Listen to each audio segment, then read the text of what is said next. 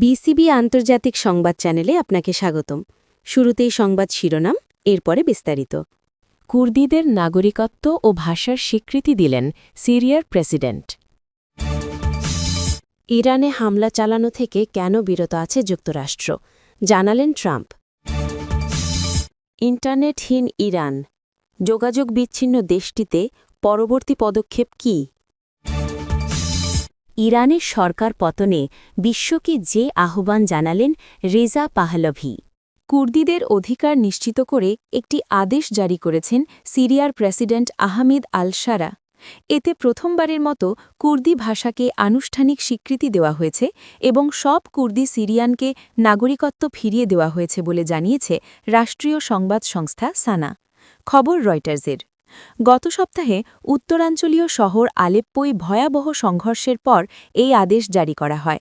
সিরিয়ার স্বাস্থ্য মন্ত্রণালয়ের তথ্যমতে ওই সংঘর্ষে অন্তত ২৩ জন নিহত হন এবং শহরের কুর্দি নিয়ন্ত্রিত দুটি এলাকা থেকে ১.৫ লাখের বেশি মানুষ পালিয়ে যেতে বাধ্য হন। পরে কুর্দি যোদ্ধারা সরে গেলে সংঘর্ষের অবসান ঘটে। আলেপ্পোর এই সহিংসতা সিরিয়ার অন্যতম গভীর বিভাজনকে আরও স্পষ্ট করেছে। ১৪ বছরের যুদ্ধের পর এক নেতৃত্বের অধীনে দেশকে ঐক্যবদ্ধ করার প্রেসিডেন্ট শারার প্রতিশ্রুতি কুর্দি বাহিনীর প্রতিরোধের মুখে পড়েছে। কুর্দি বাহিনীগুলো শারার ইসলামপন্থী নেতৃত্বাধীন সরকারের প্রতি সন্দিহান। নতুন আদেশের মাধ্যমে প্রথমবারের মতো কুর্দি সিরিয়ানদের অধিকার আনুষ্ঠানিকভাবে স্বীকৃতি দেওয়া হয়েছে। এতে কুর্দি পরিচয়কে সিরিয়ার জাতীয় পরিচয়ের অংশ হিসেবে স্বীকার করা হয়েছে। আরবির পাশাপাশি কুর্দি ভাষাকে জাতীয় ভাষা হিসেবে ঘোষণা করা হয়েছে এবং স্কুলগুলোতে কুর্দি ভাষা শিক্ষা দেওয়ার অনুমতি দেওয়া হয়েছে। এছাড়া ১৯৬২ সালে হাসাকা প্রদেশে পরিচালিত আদমশুমারির সময় যেসব কুর্দির সিরীয় নাগরিকত্ব বাতিল করা হয়েছিল সেই সিদ্ধান্ত বাতিল করা হয়েছে। এর ফলে আগে যারা রাষ্ট্রহীন হিসেবে নিবন্ধিত ছিলেন তাদের সহ সব ক্ষতিগ্রস্ত বাসিন্দাকে নাগরিকত্ব দেওয়া হবে। আদেশে জাতিগত ও ভাষাগত বৈষম্য নিষিদ্ধ করা হয়েছে। রাষ্ট্রীয় প্রতিষ্ঠানগুলোকে অন্তর্ভুক্তিমূলক জাতীয় বার্তা প্রচারের নির্দেশ দেওয়া হয়েছে এবং জাতিগত বিদ্বেষ উস্কে দেওয়ার বিরুদ্ধে শাস্তির বিধান রাখা হয়েছে। ইরানের শেষ শাহ রাজা এর ছেলে রেজা পাহলভি ইরানের সরকার পতনে বিশ্বকে সহায়তার আহ্বান জানিয়েছেন। তিনি বলেছেন, পুরো বিশ্ব যেন বিক্ষোভকারীদের সহায়তা করে। এর অংশ হিসেবে বিপ্লবী গার্ডের ওপর হামলার আহ্বান জানিয়েছেন তিনি। শুক্রবার ১৬ জানুয়ারি যুক্তরাষ্ট্রের ওয়াশিংটনে এক সংবাদ সম্মেলনে রেজা বলেন, ইসলামী প্রজাতন্ত্রের পতন ঘটবেই। এটি হবে নাকি হবে না প্রশ্ন সেটি নয়, পতন কখন হবে প্রশ্ন হল সেটি।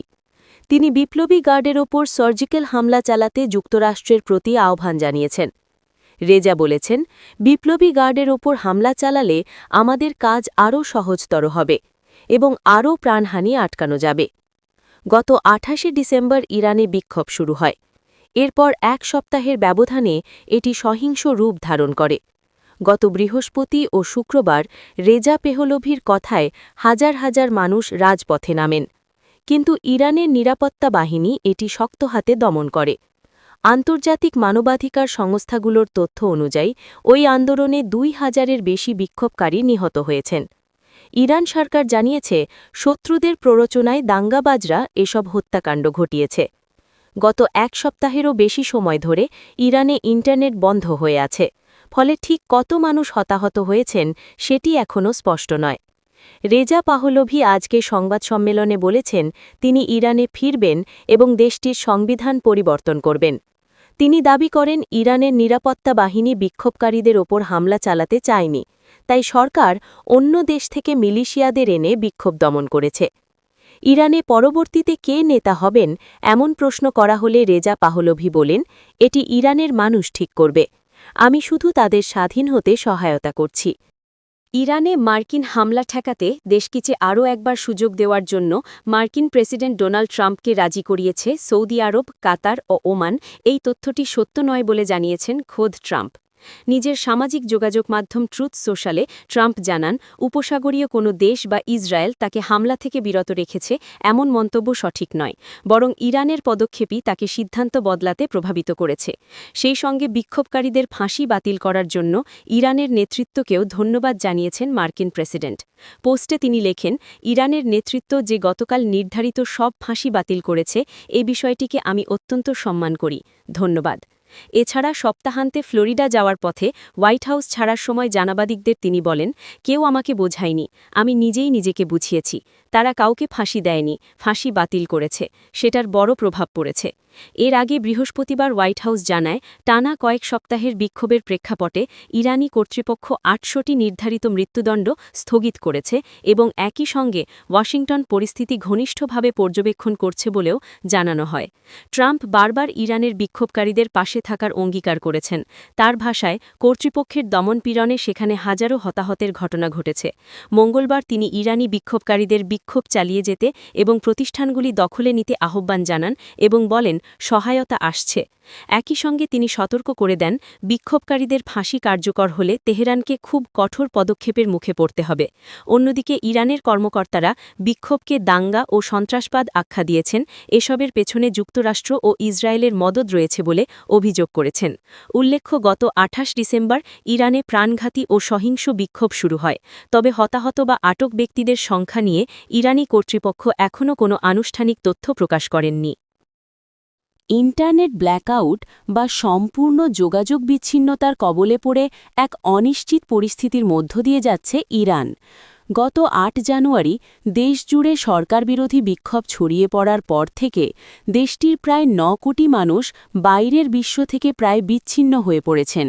দ্রব্যমূল্যের ঊর্ধ্বগতির প্রতিবাদে রাজধানী তেহরানের ব্যবসায়ীদের ধর্মঘট থেকে শুরু হওয়া এই আন্দোলন দ্রুতই সহিংস রূপ নেয় এবং দেশব্যাপী ছড়িয়ে পড়ে। পরিস্থিতি নিয়ন্ত্রণে আনতে কর্তৃপক্ষ ৩১টি প্রদেশের সবকটিতেই ইন্টারনেট সংযোগ বন্ধ করে দেয় এবং মোবাইল নেটওয়ার্কও আংশিক বিচ্ছিন্ন করা হয়। বর্তমানে স্থানীয় কিছু ওয়েবসাইট সচল হলেও বিশ্বব্যাপী ইন্টারনেটের সংযোগ এখনও পুনরুদ্ধার করা হয়নি। এদিকে ইরানের রাজপথগুলোতে এখন নিরাপত্তা বাহিনীর ব্যাপক উপস্থিতি লক্ষ্য করা যাচ্ছে। তেহরানসহ বড় শহরগুলোতে সশস্ত্র টহল এবং অসংখ্য চেকপোস্ট বসানো হয়েছে। সহিংসতার ঘটনায় human rights activist news agency প্রায় ২৬১৫ জনের মৃত্যুর খবর দিলেও ইরান সরকার এই পরিসংখ্যানকে অতিরঞ্জিত এবং শত্রুপক্ষের অপপ্রচার বলে দাবি করেছে। সরকারের পক্ষ থেকে জানানো হয়েছে, বিক্ষোভের নামে সন্ত্রাসী ও বিদেশি মদতপুষ্ট এজেন্টরা সরকারি স্থাপনায় হামলা এবং সাধারণ মানুষের জানমালের ক্ষতি করেছে। পররাষ্ট্রমন্ত্রী আব্বাস আরাগচি এক সাক্ষাৎকারে বিক্ষোভকারীদের মৃত্যুদণ্ড দেওয়ার পরিকল্পনা অস্বীকার করেছেন এবং হতাহতের সংখ্যার বিষয়টিকে ভুল তথ্য হিসেবে অভিহিত করেছেন। বিক্ষোভ দমনে কঠোর অবস্থানের পাশাপাশি ইরান সরকার দেশজুড়ে পাল্টা কর্মসূচি এবং নিহত নিরাপত্তা কর্মীদের জানাজার আয়োজন করছে। দেশটির সর্বোচ্চ নেতা আয়াতুল্লাহ আলী খামেনি রাষ্ট্রীয় কর্মসূচিতে অংশগ্রহণকারীদের প্রকৃত ইরানি হিসেবে উল্লেখ করে বলেছেন, তারা বিদেশি শত্রুদের ষড়যন্ত্র নস্যাৎ করে দিয়েছে। অন্যদিকে বিচার বিভাগ বিক্ষোভের দায়ে গ্রেপ্তারকৃতদের বিচারের জন্য বিশেষ আদালত গঠন করেছে। প্রধান বিচারপতি গোলাম হোসেন মোহেসেনি এজেই হুঁশিয়ারি দিয়ে বলেছেন যে দাঙ্গাকারীদের প্রতি কোনো ধরনের দয়া দেখানো হবে না। এই অস্থির পরিস্থিতির মধ্যেই প্রেসিডেন্ট মাসুদ পেজেশকিয়ান অর্থনৈতিক সংস্কারের ওপর জোর দিচ্ছেন। ক্রমবর্ধমান মুদ্রাস্ফীতির কারণে ক্ষতিগ্রস্ত জনগণের জন্য সরকার প্রতি মাসে $7 মূল্যের ইলেকট্রনিক কুপন চালুর ঘোষণা দিয়েছে। ২০২২ সালে মাহসা আমিনির মৃত্যুকে কেন্দ্র করে দেশটিতে বড় ধরনের বিক্ষোভ হলেও এবারের এই আন্দোলনকে সাম্প্রতিক বছরগুলোর মধ্যে সবচেয়ে বড় এবং প্রাণঘাতী হিসেবে বিবেচনা করা হচ্ছে। ডোনাল্ড ট্রাম্পের পক্ষ থেকে বিক্ষোভকারীদের প্রতি সমর্থনের বার্তা এবং ইরানের ওপর সম্ভাব্য হামলার হুমকির প্রেক্ষাপটে পুরো অঞ্চল এখন এক গভীর উত্তেজনার মধ্য দিয়ে যাচ্ছে।